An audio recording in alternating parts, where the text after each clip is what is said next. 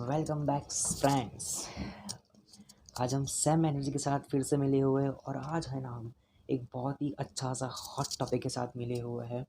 आज है ना हम section 194 Q1 section 194 sorry one section 194 O Q and section 206 C sub section 1H के आज करने वाले हैं। ठीक है, देखिए ये जो दो सेक्शन है वो टीडीएस के लिए है और ये जो सेक्शन है वो टीसीएस वाला है। ठीक है, ये टीसीएस है और ये दो है वो टीडीएस के सेक्शन।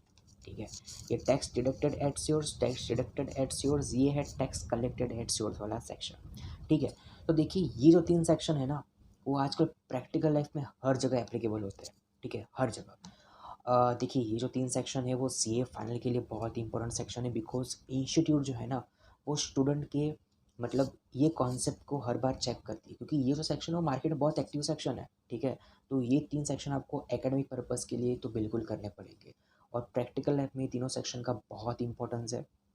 ठीक है, तो चलिए विदाउट वेस्टिंग का टाइम चालू करते हैं। पहले हम चालू करेंगे सेक्शन 1। हाँ, और एक बात है कि ये तीनों सेक्शन साथ में क्यों बढ़ रहे हैं, क्योंकि ये तीनों सेक्शन का है ना आपस में थोड़ा बहुत लिंकेजेस है। तो अगर ये तीनों सेक्शन को हम साथ में पढ़ेंगे तो हमारे लिए बहुत ज़्यादा बेनिफिशियल रहेगा, इसलिए हम तीनों सेक्शन को साथ में पढ़ रहे हैं। कौन कौन से section 194 O Q and 206 C1H, ये तीनों को साथ में पढ़ना हमारे लिए बहुत बेनिफिशियल रहेगा। ठीक है, चलिए विदाउट वेस्टिंग का टाइम चालू करते हैं। पहला जो सेक्शन है सेक्शन 194 O। ठीक है, ये 194 O कब लगता है, पहले तो देखो यहाँ पे मैंने लिखा है नेचर ऑफ पेमेंट क्या है। तो देखो ई कॉमर्स ऑपरेटर, मतलब फॉर एग्जांपल यहाँ पे आप ले लो। ठीक है, हाँ, ई कॉमर्स ऑपरेटर पेयर कौन होता है, तो देखिए एनी पर्सन। यहाँ पे क्या लिखा हुआ है, एनी पर्सन। एनी पर्सन का मतलब क्या होता है, इनकम टैक्स एक्ट में जो पर्सन की डेफिनेशन दी हुई है। ठीक है, यहाँ पे एनी पर्सन में कोई भी आ सकता है। ठीक है, यहाँ पे कंपनी भी हो सकती है, यहाँ पे इंडिविजुअल भी हो सकता है, यहाँ पे एचयूएफ भी हो सकता है, यहाँ पे एओपी भी हो सकता है, यहाँ पे हर हर कोई आ सकता है। ठीक है, तो पेयर मतलब मैं पेमेंट कर रहा हूँ तो मैं पेयर हो गया, मैं आपको पेमेंट कर रहा हूँ मतलब आप क्या हो गए, पे ही हो गए। ठीक है, तो मैं पेयर हूँ मतलब मैं आपको पेमेंट कर रहा हूँ और आप पेमेंट रिसीव करो मतलब आप कौन हो, पेई हो। ठीक है, तो पेयर मतलब पेमेंट करने वाला, पे मतलब पेमेंट रिसीव करने वाला। यहाँ पे ये चीज़ आपको समझ में आ गई। तो पेयर कौन होगा, एनी पर्सन। ठीक है, या फिर वो कंपनी हो, इंडिविजुअल हो, एच यू एफ हो, एओपी हो, कोई भी हो, मतलब पर्सन की डेफिनेशन। ठीक है, बट पर्सन कौन होना चाहिए, ई कॉमर्स ऑपरेटर होना चाहिए। ठीक है, देखो ई कॉमर्स ऑपरेटर का सबसे बड़ा एग्जाम्पल हमारे इंडिया में कौन सा है, अमेजोन और फ्लिपकार्ट। कौन कौन से है, अमेजोन और फ्लिपकार्ट है हमारे इंडिया में। आप लोग ने शायद मंगवाया भी होगा अमेजोन फ्लिपकार्ट से, कुछ ना कुछ चीज़ हम लोग मंगवाते रहते, तो वो अमेजोन और फ्लिपकार्ट कौन होते हैं, हमारे लिए ई कॉमर्स ऑपरेटर होते हैं। अभी पे का मतलब क्या होता है, देखो अभी मैं आपको एग्जांपल के थ्रू समझाता हूँ। ठीक है, बहुत ही सिंपल सा है, फटाफट समझ में आ जाएगा आपको भी। मान लो कि ये एक मिस्टर एक्स है और ये है जो अमेजोन है। ठीक है, ये कौन है, अमेजोन। मिस्टर एक्स क्या करेगा, अपने प्रोडक्ट है ना अमेजोन पे सेल करेगा, अपने प्रोडक्ट अमेजोन पे डालेगा और कस्टमर उसके प्रोडक्ट अमेजोन पे देखेगा और कस्टमर खरीदेगा। मतलब ये जो मिस्टर एक्स है वो मिस्टर अमेजोन है, ये अमेजोन है। मतलब जो कस्टमर है वो अमेजोन को पैसा देगा। ठीक है, तो अमेजोन पैसा किसको देगा, मिस्टर एक्स को देगा। ठीक है, क्योंकि मिस्टर एक्स ने गुड्स बेचे हैं अमेजोन के थ्रू, तो अमेजोन क्या होगा, ई कॉमर्स ऑपरेटर हो गया। जो पैसे हैं ना अमेजोन जब मिस्टर एक्स को देगा तो कुछ टीडीएस काट के देगा। तो बस यही सेक्शन का ओवरव्यू पहले यही है। ठीक है, तो पहले ये समझ जाओ कि अमेजोन मिस्टर एक्स जो है, मिस्टर एक्स को जब पेमेंट करेगा तो कुछ ना कुछ टीडीएस काट के करेगा। तो कौन से सेक्शन में टीडीएस काटेगा, सेक्शन 194 ओ में अमेजोन टीडीएस काट के मिस्टर एक्स को पेमेंट करेगा बाद में। ठीक है, और सिंपल लैंग्वेज में समझाता हूँ पहले मैं आपको। ठीक है, चलो समझते हैं, यहाँ पे देखना अच्छे से। ये है कस्टमर। ठीक है, ये बीच में है अमेजोन और ये है एक बिजनेसमैन। ठीक है, बिजनेसमैन मतलब समझ के लो, एक कंपनी भी हो सकती है, इंडिविजुअल भी हो सकता है, कुछ भी हो सकता है। ठीक है, तो बिजनेसमैन क्या करेगा, अपना जो प्रोडक्ट है ना वो अमेजोन पे डालेगा कि भाई ये मेरा प्रोडक्ट है, किसी को लेना है तो परचेज कर लेना। ठीक है, तो कस्टमर आएगा अमेजोन वेबसाइट के ऊपर, पहले देखेगा। ठीक है, उसको पसंद आएगा तो वो परचेज करेगा, तो अमेजोन को कस्टमर क्या देगा, पैसे देगा। ठीक है, फिर ये पैसे है, ये अमेजोन पहले क्या करेगा, ये गुड्स है इसके घर पे डिलीवर करेगा। ठीक है, इससे गुड्स लेके इसको डिलीवर कर देगा अमेजोन। ठीक है, फिर कस्टमर ने तो ऑलरेडी इसको पेमेंट कर दिया है यहाँ पे। ठीक है, अभी अमेजोन जो है ना ये गुड्स इससे तो लिए है तो इसको भी पेमेंट करना पड़ेगा फिर बिजनेसमैन को। तो ये जो पेमेंट जब करेगा ना, ये अमेज़न बिजनेसमैन को पेमेंट करेगा तब कुछ टीडीएस काटेगा अमेज़न। तो वही टीडीएस की बात हमें कहाँ पे की गई है, सेक्शन नंबर 194 ओ में की गई है। तो ये था पहला तो ओवरव्यू सेक्शन 194 ओ है क्या, ठीक है। चलिए आगे बढ़ते हैं। पे कौन होगा, मतलब ये जो बिजनेसमैन है वो कौन होगा, ये जो बिजनेसमैन है वो कौन होगा। तो पहले ये समझते हैं, देखो वो रेसिडेंट होना चाहिए पहले तो, जो पेई है, ठीक है, जो पैसे रिसीव करने वाला है वो कौन होना चाहिए, रेसिडेंट पर्सन। ये यहाँ पे भी क्या वर्ड यूज़ किया है, पर्सन, मतलब यहाँ पे कोई भी हो सकता है, इंडिविजुअल हो सकता है, एचयूएफ हो सकता है, कोई भी हो सकता है, ठीक है। तो देखो रेसिडेंट पे का मतलब क्या लिखा है मैंने यहाँ पे, वो sells goods through that e commerce operator, मतलब यहाँ पे हमारे एग्जाम्पल में कौन है, अमेज़ॉन है, ठीक है। तो हमने किसी को गुड्स बेचा थ्रू अमेज़ॉन तो हम पे ही हो गए, ठीक है, क्योंकि अमेज़ॉन से हमें अब पैसे मिलने वाले हैं, ठीक है। अभी चलो हमें समझ में आ रहा है कि अमेज़ॉन जो है वो बिजनेसमैन को क्या करेगा, टीडीएस काट के पैसा देगा। अब टीडीएस का रेट क्या होगा, तो टीडीएस का रेट बहुत ही सिंपल है, 1% करना है, ठीक है। अभी देखो यहाँ पे मैं आपको एक एग्जांपल के थ्रू समझाऊंगा ये 1% कैसे टीडीएस काटना है। देखो यहाँ पे मैंने लिखा हुआ है क्रॉस अमाउंट ऑफ सेल करना है, ठीक है। Price collected by E commerce operator from customer mart. देखो यहाँ पे मैं आपको एक अच्छा एग्जाम्पल के थ्रू समझाऊंगा, ठीक है। हाँ जी, फिर से वही एग्जांपल लेते हैं। ये है हमारा अमेज़ॉन, ये है अपना कस्टमर, और ये है ना एक कंपनी है, मान लो कि नाइकी है। तो नाइकी ने अपने शूज़ क्या किया, अमेज़ॉन पे डाले और अमेज़ॉन के थ्रू उसने कस्टमर को बेच दिए, ठीक है। तो मान लो कि ये बहुत सारे कस्टमर है, ठीक है, एक कस्टमर नहीं है, बहुत सारे कस्टमर, ये इंडिया में बहुत सारे कस्टमर है नाइकी के। तो वो सारे के सारे पैसे दे के अमेज़ॉन को पैसे देंगे और अमेज़ॉन से क्या ले जाएंगे, गुड्स ले जाएंगे, ठीक है। तो वही चीज़ ये अमेज़ॉन को क्या देगा, गुड्स देगा, और अमेज़ॉन उसको क्या देगा, मनी देगा, ठीक है। पूरी ये प्रोसेस होती है। यहाँ पे अमेज़न अपना थोड़ा बहुत कमीशन रख लेता है, वो बात की बात है, बट पहले ये पूरा ओवरव्यू होता है। मान लो कि अमेज़न ने कस्टमर से 100 रुपये कलेक्ट किए, कितने कलेक्ट किए, 100 रुपये कलेक्ट किए, और मान लो कि वो इसको 90 रुपये दे रहा है वापस। नाइकी को कितने वापस दे रहा है, 90 रुपये, मतलब इसका कमीशन वगैरह तो बात की बात है, मान लो कि 10 रुपये उसका कमीशन होगा, ठीक है। तो टीडीएस किस अमाउंट पे काटना है, ठीक है। टीडीएस जो काटना है वो 100 रुपये काटना है, ना कि 90 रुपये के ऊपर काटना है, क्योंकि हमारे में क्या वर्ड यूज़ किया गया है, हमारे में ग्रॉस अमाउंट, मतलब price collected by E commerce operator. तो प्राइस अमेजोन ने कितना कलेक्ट किया, कस्टमर से 100 रुपये कलेक्ट किया, तो 100 रुपये के ऊपर 1% टीडीएस काटेगा, ठीक है। कितना आएगा 100 रुपये के ऊपर 1%, जस्ट 1 मिनट, हाँ, 100 रुपये के ऊपर 1% कितना आता है, 1 रुपया, ठीक है। तो 90 रुपये जब उसको देने थे तो 90 रुपये में से 1 रुपया माइनस करेगा और 89 रुपीज़ बाद में देगा अमेज़ॉन, जो नाइकी वाले को है उतना पैसा देगा, ठीक है। तो ये पूरी प्रोसेस होती है। सेक्शन 194 इसी पे बात करता है, ठीक है। हाँ, अभी आपके दिमाग में एक क्वेश्चन है, टीडीएस क्या सबके ऊपर लगता है। हाँ, टीडीएस वैसे सबके ऊपर लगता है, क्योंकि यहाँ पे लिखा हुआ है ना कि पर्सन के ऊपर सब कुछ आता है, इंडिविजुअल आता है, कोई भी आता है, ठीक है। यहाँ पे चलिए, अब कुछ यहाँ पे कंडीशन भी है कि देखो आपको टीडीएस नहीं काटना है, मतलब अमेजन को टीडीएस नहीं काटना है। कब नहीं काटना है, 3 केसेस यहाँ पे, 3 कंडीशन। अगर यहाँ पे क्या लिखा है, all the condition must be fulfil, यहाँ पे ये तीनों कंडीशन जो है अगर वो फुलफिल होती है तभी आपको टीडीएस नहीं काटना है। किसको, अमेजन को टीडीएस नहीं काटना है। कब नहीं काटना है, ये 3 कंडीशन जब फुलफिल होगी तभी आपको टीडीएस नहीं काटना है, ठीक है। तो पहली कंडीशन क्या है कि जो ई कॉमर्स पार्टिसिपेंट्स है, ठीक है, मतलब वो नाइकी, नाइकी तो चलो कंपनी है, बट यहाँ पे हमारे एग्जांपल है मिस्टर एक्स, जिन्होंने अमेज़न के थ्रू अपना गुड्स बेचा था, ठीक है। तो मिस्टर एक्स जो है अगर वो इंडिविजुअल है और वो एचयूएफ है, पहली कंडीशन ये। अगर ये कंपनी है तो कंपलसरी आपको टीडीएस काटना है, बट अगर ये इंडिविजुअल है और ये एचयूएफ है तो उस केस में टीडीएस नहीं आएगा, ठीक है। बट आगे की 2 कंडीशन भी फुलफिल करने पर, पहली कंडीशन क्या है कि जो पार्टिसिपेंट है, मतलब जो अपने गुड्स अमेजोन के थ्रू बेच रहा है ना, वो इंडिविजुअल और एचयूएफ पहले तो होना चाहिए। दूसरी कंडीशन ये है कि जो भी पूरे साल, मतलब पूरे साल में जो भी सेल आप अमेजोन के थ्रू कर रहे हो, ठीक है, मतलब ये मिस्टर एक्स पूरे साल में अमेजोन के थ्रू किसी कस्टमर को माल बेच रहा है, वो 5 लाख, मतलब अप टू 5 लाख होना चाहिए, ठीक है। पहली कंडीशन क्या है कि वो इंडिविजुअल और एचयूएफ होना चाहिए। दूसरी कंडीशन क्या है कि आपका जो पूरे साल का टर्नओवर जो आपने ई कॉमर्स के थ्रू किया हुआ है, ठीक है, ई कॉमर्स के थ्रू मतलब अमेजोन के थ्रू किया हुआ है, आपकी बुक्स का टर्नओवर की बात नहीं हो रही है यहाँ पे, जो भी सेल आपने ई कॉमर्स के थ्रू किया हुआ है, ठीक है, वो आपका 5 लाख तक होना चाहिए, ठीक है। फिर जो ई कॉमर्स पार्टिसिपेंट है उन्होंने ई कॉमर्स ऑपरेटर को अपना पान कार्ड और अपना जो आधार है वो फर्निश कर दिया है, ठीक है। मतलब मिस्टर एक्स ने अपना आधार कार्ड और पान कार्ड अगर अमेजोन में सबमिट करवाया है, ये तीसरी कंडीशन बोलती है, ये अगर ये तीनों कंडीशन फुलफिल होती है तो टीडीएस नहीं काटना है। किसको नहीं काटना है? अमेजोन को। जब भी वो अगर अमाउंट मिस्टर एक्स को रेमिट करेगा उस केस में उसको टीडीएस नहीं काटना है, बस, ठीक है। तो ये 3 कंडीशन है। देखो बहुत सिंपल सेक्शन है, आपको बिल्कुल पैनिक होने की ज़रूरत नहीं है। आपने वर्ड भी समझ लिया, क्या चीज़ है क्या नहीं वो भी समझ लिया, ठीक है। अभी आगे बढ़ते हैं।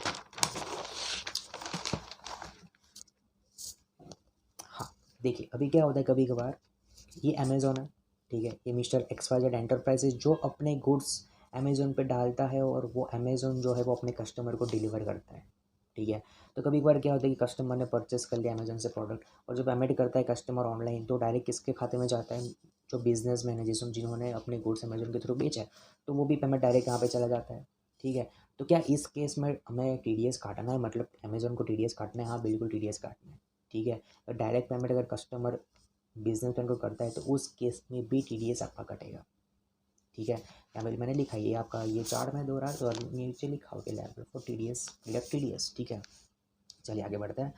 इफ़ यहाँ पे क्या है हाँ ठीक है चलो, ये जो सेक्शन है मतलब सेक्शन 194 ओ में अगर आपका टीडीएस नहीं कटा है, ठीक है, किस वजह से कि आपका जो टर्नओवर है वो 5 लाख तक ही था, 5 लाख के ऊपर आपका टर्नओवर नहीं था। अगर वहाँ तक अगर आपका टीडीएस नहीं कटा है तो किसी और सेक्शन में भी आपका टीडीएस नहीं कटेगा। TDS can not be deductible under any other section, ठीक है। चलिए आगे बढ़ते हैं।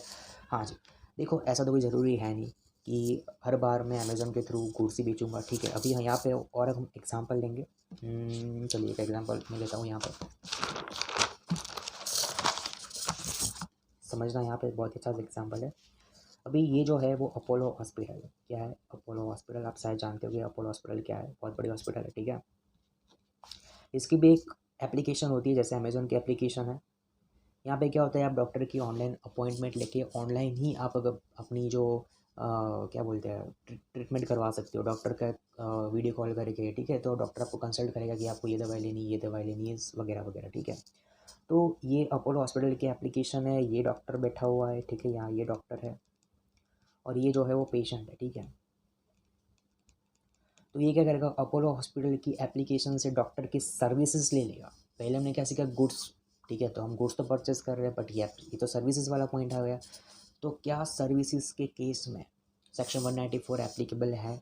हाँ जी बिल्कुल है, ठीक है। अगर मान लो कि ये कस्टमर ने ₹100 दिया अपोलो हॉस्पिटल को और अपोलो हॉस्पिटल क्या करेगा, रेमिट करेगा डॉक्टर को उसकी फ़ीस, ठीक है। तो उस केस में सेक्शन नंबर 194 ओ एक्ट हो जाएगा और आपको अपोलो हॉस्पिटल को टीडीएस काटना पड़ेगा डॉक्टर को देते टाइम। चलो ये तो समझ में आएगा, बट डॉक्टर की फ़ीस तो प्रोफेशनल में आ जाती है। तो सेक्शन आपको पता होगा सेक्शन 194 जे भी बोलता है कि भाई सेक्शन जब आप प्रोफेशनल फ़ी किसी से लेते हो तो आपको सेक्शन 194 जे में भी टीडीएस काटना है, ठीक है। तो क्या 2 बार टीडीएस कटेगा? नहीं, एक बार अगर आपने 194 में टीडीएस काट लिया तो सेक्शन 194 जे में टीडीएस काटने की बिल्कुल ज़रूरत नहीं है, ठीक है। एक बार टीडीएस कट गया तो कट गया, दूसरी बार टीडीएस काटने की बिल्कुल ज़रूरत नहीं है। तो बस यही ये जो मैंने लाइन लिखा हुआ है यहाँ पे,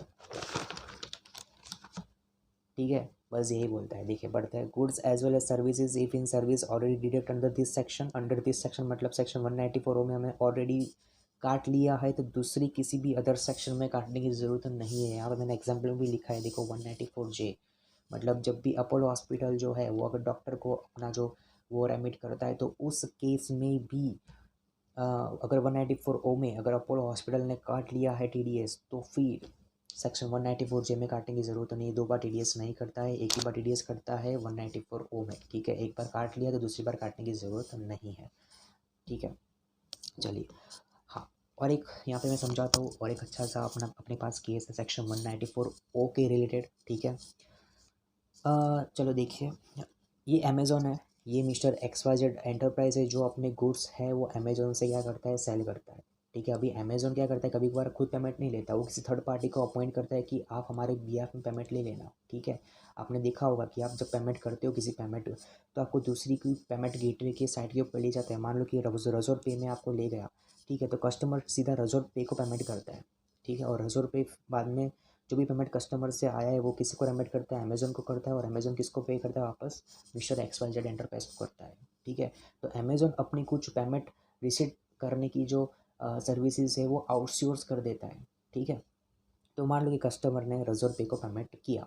ठीक है, रज़ोर पे बाद में अमेज़न को पेमेंट करेगा, अमेज़न मिस्टर XYZ को पेमेंट करेगा। ठीक है, तो क्या रज़ोर पे जब अमेज़न को पेमेंट करेगा जो कस्टमर से कलेक्ट किया हुआ है, तो क्या उसके ऊपर TDS आएगा? जी नहीं, बिल्कुल। इसमें गवर्नमेंट ने क्लेरिफिकेशन दे दिया है कि इस केस में अगर कस्टमर से इन्होंने पेमेंट लिया और इन्होंने अमेज़न को पेमेंट किया तो ये ट्रांजैक्शन में TDS नहीं आएगा।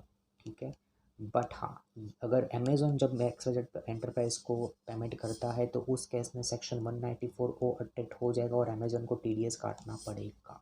ठीक है, तो यही ये केस लो है और यहाँ पे क्लेरिफिकेशन भी आया था। ठीक है, चलिए आगे बढ़ते हैं। हालांकि ये सेक्शन बहुत इजी है, थोड़ा लंबा भी है बट बहुत इजी है, बट आपको प्रैक्टिकल लाइफ में बहुत काम आता है। चलिए आगे बढ़ते हैं। हाँ, अब एक बात करते हैं यहाँ पे इंश्योरेंस वाला। ठीक है, ये कभी आपने देखा होगा कि आजकल इंश्योरेंस भी जो है वो ई-कॉमर्स में आ चुका है। मतलब फॉर एग्जांपल मैं पॉलिसी बाजार भी ले लूँ। ठीक है, फॉर एग्जांपल मैं किसी को प्रमोट नहीं कर रहा बट पॉलिसी बाजार भी पकड़ के चलो, यहाँ पे आप ऑनलाइन पॉलिसी परचेज कर सकते हो। ठीक है, एग्जाम्पल के तो समझते हैं, ये आप हो। ठीक है, ये कौन हो? आप हो, समझ रहा हो आप हो। तो आप insurance.com पे गए और वहाँ पे जाके आपने कोटक लाइफ इंश्योरेंस की क्या कर ली, पॉलिसी जो है वो इंश्योरेंस परचेज कर लिया। तो आपने प्रीमियम पे किसको किया होगा? इंश्योरेंस को पे किया होगा, और इंश्योरेंस फिर किसको पेमेंट करेगा? कोटक को पेमेंट करेगा। ठीक है, तो ये भी एक प्रकार का ई-कॉमर्स हो गया। ये जो है वो क्या हो गया? वन टाइप ऑफ ई-कॉमर्स हो गया। ठीक है, ये भी एक प्रकार का क्या हो गया? ई-कॉमर्स हो गया है।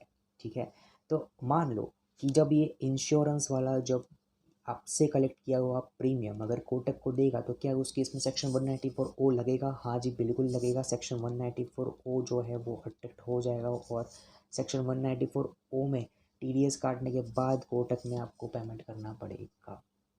ठीक है, चलिए अब क्या होता है कि आपने पहले साल तो चलो इंश्योरेंस को प्रीमियम दिया और इंश्योरेंस ने इनको पेमेंट कर दिया, बट सब्सिक्वेंट ईयर में आप क्या करोगे? डायरेक्ट कोटक को पेमेंट करोगे। ठीक है, आप इंश्योरेंस में जाओगे ही नहीं, तो आप डायरेक्ट कोटक को पेमेंट कर दिया। कोटक क्या करेगा? कुछ कमीशन देगा इंश्योरेंस वालों को। ठीक है, तो वो कमीशन में सेक्शन 194D में TDS करता है, वो तो बात की बात है। बट उस केस में अगर डायरेक्ट पेमेंट आप कोटक को करते हो तो फिर उस केस में इंश्योरेंस को TDS काटने की ज़रूरत नहीं है।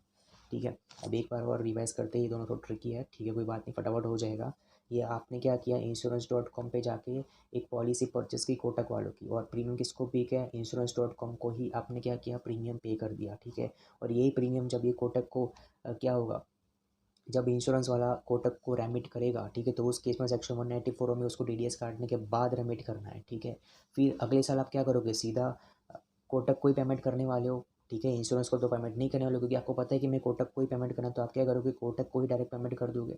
ठीक है, तो उस केस में इंश्योरेंस को अगर आप डायरेक्ट पेमेंट करते हो तो उस केस में अब इंश्योरेंस जो है उसको TDS काटने की ज़रूरत नहीं है। बट हाँ, कोटक कमीशन तो देगा इसको, क्योंकि इन्होंने ही ये कस्टमर इनको ला के दिया हुआ है। ठीक है, तो उस केस में कमीशन भी मिलेगा इसको, तो वो कमीशन दे टाइम कोटक को सेक्शन 194D में एक TDS काटना पड़ता है। वो डी बात की बात है क्या है, बट अभी सेक्शन 194 ओ के ऊपर कॉन्सोलेट करना है आपको। ठीक है, तो यहाँ पे जो है वो आपका सेक्शन 194 ओ जो है वो आपका क्या होता है? कंप्लीट होता है। अराउंड 18 मिनट हो चुकी है। ठीक है, चलिए आगे बढ़ते हैं, सेक्शन नंबर 194 क्यू में आते हैं। ठीक है, सेक्शन 194 क्यू है वो एप्लीकेबल कब से हुआ था? सेक्शन 194 क्यू है वो एप्लीकेबल कब हुआ था? 1/7/2021 को। ठीक है, इसके बाद सेक्शन 194 एप्लीकेबल हुआ था, उसके पहले सेक्शन 194 क्यू था ही नहीं। ठीक है, चलिए सेक्शन 194 क्यू बोलता क्या है कि जब भी आप परचेज करते हो क्या गुड्स, कितने का? More than 50 lakh in a previous year. ठीक है, अभी देखो इसको भी एक एग्जाम्पल के थ्रू समझाता हूँ। ये मान लो कि बायर है। ठीक है, ये कौन है? बायर है, और ये जो बंदा है वो सेलर है।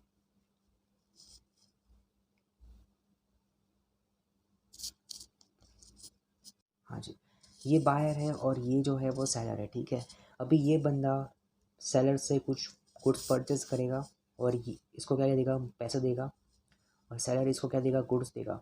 ठीक है, तो ये सेक्शन ये बोलती है कि जब भी बायर ने, ठीक है, जब भी क्या, बायर ने सेलर से 50 लाख से ज़्यादा, एक साल में 50 लाख से ज़्यादा जब गुड्स परचेज कर लिया, तो जब बायर है जो सेलर को पैसा देगा तो TDS काट के देगा। बस ये सेक्शन यही बोलती है। ठीक है, एक बार और बोलता हूँ क्या मैंने बोला कि जब बायर है, बायर जब सेलर से कुछ परचेस करता है गुड्स और बाद में पैसा देता है, ठीक है, तो वो मान लो कि बायर ने मतलब प्रीवियस ईयर में, इनकम टैक्स के प्रीवियस ईयर में 50 लाख से ज़्यादा अगर परचेस कर लिया इस सेलर से, तो जब भी 50 लाख के ऊपर वाला जो परचेस है, 50 लाख के ऊपर वाला जो परचेस है, तो वो परचेस के ऊपर जब आप वो पेमेंट करेगा, तो 50 लाख के ऊपर वाला जो पोर्शन है उसके ऊपर उसको टीडीएस काटने के बाद ये सेलर को पेमेंट करना पड़ेगा। मान लो कि 17 लाख रुपया, 70 लाख जो है, मान लो कि 70 लाख रुपया है तो 50 लाख है, ठीक है, अपनी लिमिट। तो जो बाकी के 20 लाख है, तो 20 लाख जो वो पेमेंट करेगा सेलर को, तो ये 20 लाख के ऊपर उसको टीडीएस काटने के बाद पेमेंट करना है। ठीक है, तो सेक्शन ये बोलती है अगर आपने 50 लाख से ज़्यादा किसी से परचेस कर लिया, तो 50 लाख के ऊपर वाला जो पोर्शन है उसके ऊपर आपको क्या करना है, टीडीएस काटना है। ठीक है, चलिए, पेयर कौन होगा, तो कोई भी बायर, यहाँ पे भी एनी पर्सन का वर्ड यूज़ किया गया है जैसे 194 ओ में किया था। हाँ, अभी बायर को टीडीएस कब काटना है, जब वो 50 लाख से ऊपर परचेस कर ले। साथ में दूसरी कंडीशन ये है कि लास्ट ईयर उसका टर्नओवर, उसका जो टर्नओवर है प्रॉफिट एंड लॉस अकाउंट में, वो 10 करोड़ से ज़्यादा होना चाहिए। अगर 10 करोड़ से कम है तो उसको ये एग्जाम्पशन मिल जाएगी, और उसको अगर 50 लाख से ज़्यादा भी उसने परचेस कर भी लिया तो भी उसको टीडीएस काटने की ज़रूरत नहीं है। बट उसका टर्नओवर कितना होना चाहिए, 10 करोड़ से ज़्यादा का टर्नओवर है तभी उसको टीडीएस काटना है। ठीक है, अब बात आती है पे। ठीक है, पे मतलब रेसिडेंट पर्सन, मतलब सेम वही सेलर हो गया हमारे केस में। रेट क्या है, रेट बहुत ही नॉमिनल रेट है, 0.1% का रेट यहाँ पे दिया हुआ है। ठीक है, यहाँ पे मान लो कि 20 लाख का हमारा एक्सेस परचेस था 50 लाख के ऊपर, और 20 लाख का अगर 0.1% करोगे तो अराउंड 20,000 जितना आता है, तो उतना आपको टीडीएस काटना है। ठीक है, तो रेट कितना है, 0.1% है इन सम ऑफ एक्सेस 50 लाख। मैंने अभी बताया कि 70 लाख हमने परचेस किया, 50 लाख तो हमको वैसे भी लिमिट में कवर होते हैं, तो बाकी जो 20 लाख एक्सेस होते हैं, तो 20 लाख के ऊपर आपको क्या करना है, 0.1% जो है वो टीडीएस काटने के बाद आपको सेलर को पेमेंट करना है। तो ये है सेक्शन 194Q। उसमें कुछ केसेस है तो बता देता हूँ फटाफट क्या है। हाँ, मैंने अभी बताया आपको कि 17 लाख का, 70 लाख का हमने परचेस किया हुआ है, 50 लाख की लिमिट है, 20 लाख है, 20 लाख के ऊपर 0.1% आपको पे करना है, तो ये पॉइंट यही बताता है हमको।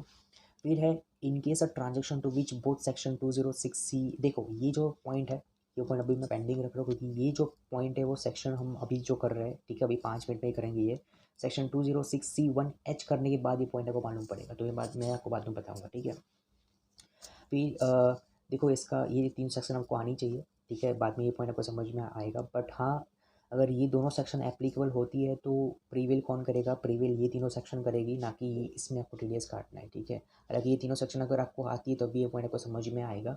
ठीक है, अभी हमने अभी क्या पढ़ा, सेक्शन 194 ओ पढ़ा। तो मान लो कि एक ऐसा केस है जहाँ पे दोनों सेक्शन एप्लीकेबल होती है, तो हमें कौन सा सेक्शन में टीडीएस काटना है, सेक्शन 194 ओ में काटना है कि क्यू में काटना है, तो हमें यहाँ पे सेक्शन 194 ओ में काटना है, ना कि 194 क्यू में काटना है। ठीक है, तो यहाँ पे कोई ऐसा ट्रांजेक्शन है जहाँ पे ये दोनों सेक्शन लगती है, तो वहाँ पे आपको कौन सा काटना है, 194 ओ काटना है। यहाँ पे आपको केस स्टडी पूछी जा सकती है एग्जाम में इंस्टीट्यूट के द्वारा। ठीक है, तो ये बात आपको ध्यान में रखने की, 194 ओ क्यू दोनों लगता है कोई ट्रांजेक्शन में, तो वहाँ पे आपको पहले क्या काटना क्या है, ओ में काटना है, क्यू में नहीं काटना है। ठीक है, भी कभी कभार क्या होता है कि कोई सेलर होता है, उसके पास अगर वो पान हमें फर्निश नहीं कर रहा है, ठीक है, तो हम 0.1% में टीडीएस नहीं काटेंगे, हम 5% से टीडीएस काटेंगे यहाँ पे। ठीक है, अगर कोई सेलर है हमें अपना पान कार्ड नंबर नहीं दे रहा है, ठीक है, तो उस केस में हम क्या करेंगे, 0.1% पे जैसे नॉर्मली हम काटते हैं, बट यहाँ पे कितने परसेंट पे काट लेंगे उस टाइम, 5% काट लेंगे। ठीक है, चलिए। हाँ, और ये जो है, अगर मान लो कि आप किसी शेयर मार्केट में जाके किसी सिक्योरिटी को परचेस करते हो, ठीक है, मतलब देखो, this section is not applicable in case of security transfer और परचेस थ्रू स्टॉक एक्सचेंजेस। ठीक है, ये आपको एमसीक्यू में, केस स्टडी में एक मार्क्स के लिए पूछा जा सकता है कि मान लो कि इतनी की हमने शेयर परचेस की, इतना ये किया, मान लो टीडीएस का अमाउंट हमें ढूंढ के बताओ। ठीक है, तो यहाँ पर टीडीएस जीरो आएगा क्योंकि शेयर मार्केट में हमें टीडीएस ये जो सेक्शन है वो एप्लीकेबल नहीं है। ठीक है, चलिए, तो क्या जीएसटी कंपोनेंट के ऊपर टीडीएस काटना है, जी नहीं, बिल्कुल। देखो टीडीएस है वो जीएसटी कंपोनेंट के ऊपर नहीं कटता है, बट टीसीएस जो है वो जीएसटी कंपोनेंट के ऊपर लेवी होता है। ठीक है, मान लो कि ये 100 रुपये आपका टैक्सेबल वैल्यू है, 18 रुपये आपका जीएसटी है, 118 रुपये हो जाता है। तो टीडीएस कौन से अमाउंट पे काटना है, ये अमाउंट पे आपको टीडीएस काटना है, ना कि ये अमाउंट पे टीडीएस काटना है। जब TCS आप कलेक्ट करोगे, जब हम अभी पढ़ने वाले TCS, तो उस टाइम पे आप कौन से अमाउंट पे TCS कलेक्ट करना है, तो उस टाइम जो है वो आपको ये अमाउंट पे TCS कलेक्ट करना है, ना कि ये अमाउंट पे TCS कलेक्ट करना है। तो ये बार मैं लिख देता हूँ कि ये जो है वो TDS के लिए है और ये जो है वो TCS के लिए है। ठीक है, चलिए।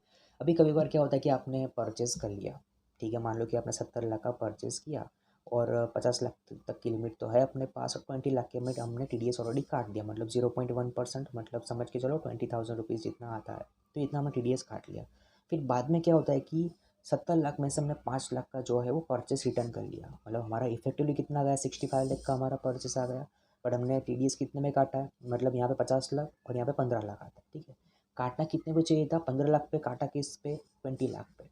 ठीक है, तो यहाँ पे गवर्नमेंट ने क्या हमें TDS रिटर्न करना पड़ेगा? जी बिल्कुल नहीं, गवर्नमेंट ने ये बताया कि इस केस में अगर परचेस रिटर्न होता है तो उस केस में जो आपके पास एक्सेस TDS जो बचा हुआ है वो हम अगले परचेस से एडजस्टमेंट कर लेंगे, आपको रिटर्न करने की ज़रूरत नहीं है। आपको जो फ्यूचर परचेस होगा ना, वहाँ से ये एडजस्ट हो जाएगा। ठीक है, बस यही चीज़ है यहाँ पे।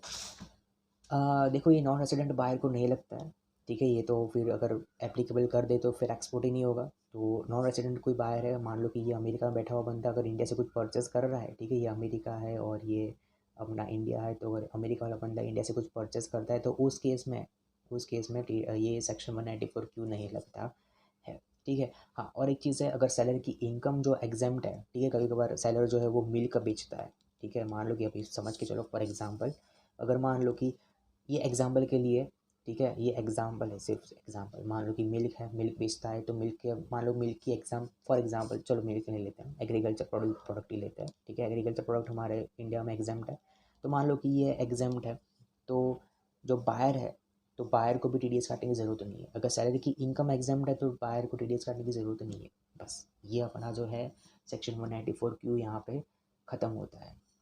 अब एक बहुत ही अच्छा सा जो है वो TCS में हमें एक सेक्शन दे रखा है। अभी ये पढ़ने की क्या ज़रूरत है, देखो हमने अभी सेक्शन 194Q पढ़ा, तो थोड़ा बहुत लिंकेजेस यहाँ पे भी है। ठीक है, तो ये जो section 206C sub section 1H है वो भी हम कवर कर लेते हैं, सिर्फ बहुत छोटा सा है, 3-4 मिनट में कवर हो जाएगा। ठीक है, चलिए। यहाँ पे क्या होता है कि मान लो कि जो सेल ऑफ गुड्स है, ठीक है, यहाँ पे मैं आपको एग्जाम्पल के थ्रू समझा देता हूँ।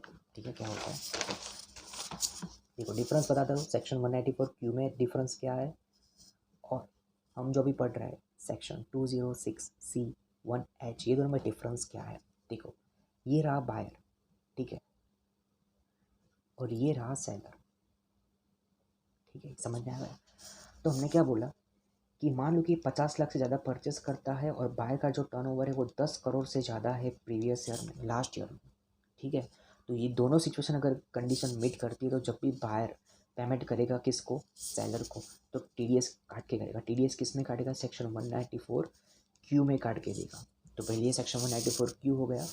अब बात आती है सेक्शन 206C1H की। ठीक है, यहाँ पे क्या बात होती है, देखो ये रहा बायर, ठीक है, ये बहुत बारीक सा डिफरेंस है, समझ लीजिए एक बार।